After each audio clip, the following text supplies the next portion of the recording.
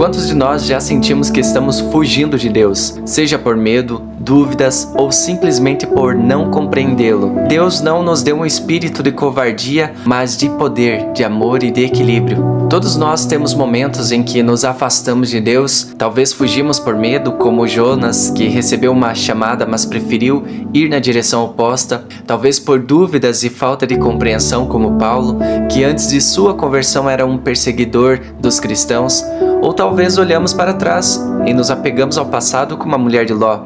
E entre outras vezes enfrentamos desafios e adversidades que nos testam a nossa fé, assim como José. Mas em todas essas histórias vemos a mão redentora de Deus nos chamando de volta, nos transformando e nos guiando. Paulo, antes da sua conversão, ele era conhecido como Saulo de Tarso, um homem determinado a acabar com os seguidores de Cristo. Ele estava no caminho para Damasco com a intenção de prender mais cristãos. Mas quando uma luz brilhante do céu o cegou e ele ouviu a voz de Jesus: Saulo, Saulo, por que me persegues? Naquele momento, Saulo foi transformado. Após 3 dias de cegueira, ele encontrou Ananias, que o batizou e restaurou sua visão.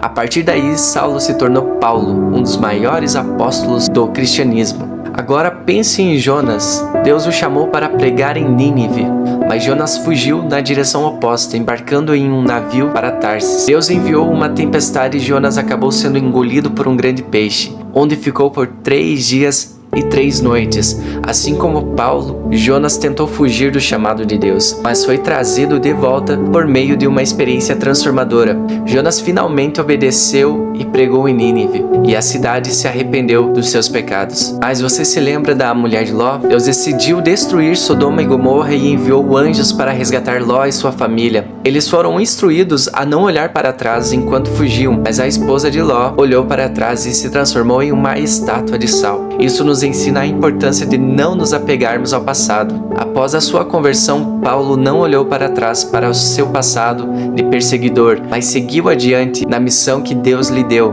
E o que aprender com a perseverança de José? José foi vendido como escravo pelos seus próprios irmãos e preso injustamente no Egito. Em vez de se desesperar, ele manteve sua fé em Deus e Deus o elevou a uma posição de poder, onde ele pôde salvar a sua família da fome e toda uma nação. José enfrentou grandes desafios, mas nunca perdeu a fé. Assim como Paulo, ele perseverou e confiou no plano de Deus.